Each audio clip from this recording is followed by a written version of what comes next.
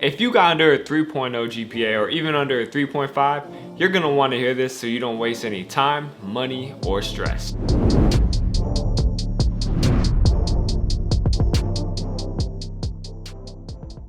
What's up everybody, welcome back to the channel. For those of you who are new here, my name is Ben Kim. I'm currently an SPT in his final term at the University of St. Augustine, and I'm also a pre-PT consultant. So today we have a video for you to help you decide whether or not it's a good time for you to apply to PT school. So in my past working with a lot of pre-PTs, I hear this all the time. You haven't really done any research, you're applying to a bunch of schools all at once just hoping to get into one, spend multiple hundreds to thousands of dollars, and then find out months later that you've been rejected to all those programs and now you're discouraged. So what I've done in this video is I've created a screen with 3 major questions. Each one will be answered with either a red light, yellow light, or green light.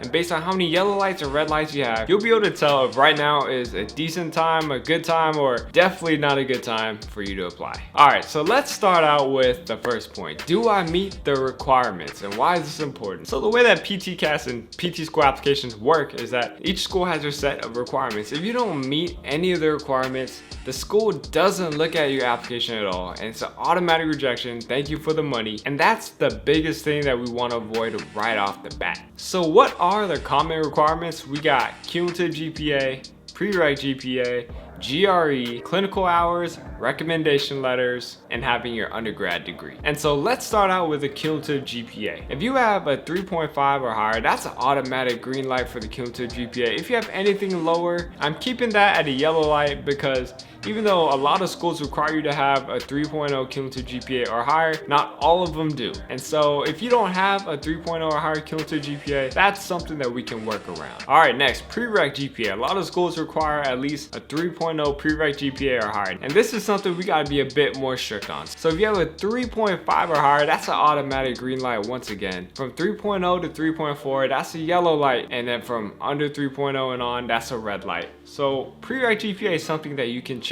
It's something that should be higher than your cumulative GPA, especially if you're a low GPA applicant. The PreRec GPA is really a category where you can put in the work and shine. So if you have anything under 3.4, that's a yellow. And if you have anything under 3.0, that's definitely a red light. You should not be applying to any schools. Next major category, the GRE. If you have anything over a 300, automatic green light. For most schools, if you have at least 300, you are set. If you have under a 300, that's a yellow light, and that is because there are now a good amount of schools that also don't necessarily look at GRE scores. But if you are applying to a school that does look at GRE scores, you definitely want to be 300 or above for that green light. If not, within 5 points, and you'll be within that yellow light region where it's risky, but you have a chance. Next up is the clinical hours. Every school varies with this, but this is pass or fail. If you hit it, the minimum, then it's a green light. If you don't hit the minimum, that's a red light, because if you don't hit it, they won't even look at your application. Same thing with having the 3 recommendation letters and your undergrad degree. It's a pass or fail. If you have them, they'll look at them. If you don't, they're not even gonna look at your application. So as we're going through this, make sure to tally your green light, yellow light, red lights. Keep a count of those, and at the end, I'll tell you what they mean. All right, second question to ask yourself, have I completed all the prerequisites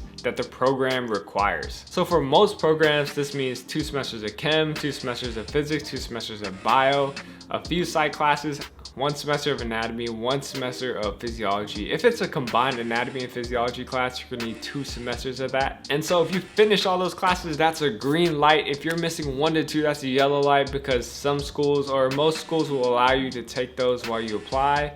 And lastly, if you have more than 2 missing classes, that would be a red light. And as an added on question to this section, ask yourself, do I have lower than a B in any of these prereq classes? If you have 1 that's lower than a B, that's a yellow flag. If you have more than 2 that are lower than a B, that is a red flag. You definitely don't want to be applying. These prereq classes are something you can just retake, and a lot of places will either replace or average. And a B is pretty much the standard. You might be able to get away with 1 if you have a lot of A's to balance that out. So if you have anything lower than a B, that's kind of worrisome. That's a yellow light. And if you have more than 1, definitely a red light there. And also, how old are these classes? If they're older than 7 years, some schools will take that, some schools will make you retake those classes. And last but not least, do I stand a chance at this program? And you might be wondering, well, how the heck do I know that? So basically, once you have the list of schools that you want to apply to, you want to go to the PTCAS admissions requirement tab for that program. Once you're there, you can scroll down, you can see the average GPA and GRE of the previous accepted students. And once you're there, you can judge how competitive you are compared to the previous classes. And so for me, if you're at that level or above, automatic green light. Yellow light, 0.3 lower in GPA, up to 5 points lower in GRE. I put you at the yellow light section. And anything lower than that, that's a red light. And so these are tailored to each program because each program is different. So you got to go through these and tell for yourself. So that is the 3-question screen. Count up your green lights, yellow lights, red lights. Pause it if you have to. And now let's get into my recommendations. So if you have any red lights, I would say don't apply this cycle, fix those problems. There's a really high chance that you're not gonna get any acceptance letters. If you have more than 3 yellow lights, I personally would hold out on applying for this cycle and take the extra year to fix those issues and turn those into green lights. And if all you're seeing is green, maybe 1 yellow light, then I would say definitely go ahead, apply to the schools you want to. You have a pretty good chance of getting some interviews. But that's pretty much it for me today, guys. Short and to the point video. Hopefully this video gives you a good idea whether or not you're ready to apply to all those schools and save your time, money, and stress. If y'all want a video on some of the top schools to apply for low GPA students or low GRE students, comment top 5 down below. If we get enough requests, I'll make the videos. If y'all like the music, make sure to check out that description box. Shout out to the Blossom crew for the music. If you guys found this video helpful, would appreciate it if you hit the thumbs up button. And if you guys are new to this channel and want to see more, make sure to subscribe. But that's pretty much it. If you guys want to see more videos, they'll be popping up right over here. And I'll catch you all on the next one.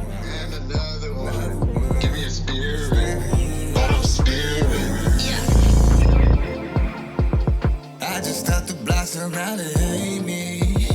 Looking at the rules, don't you lie about it. Why you cry about it? Why you so touted? You can't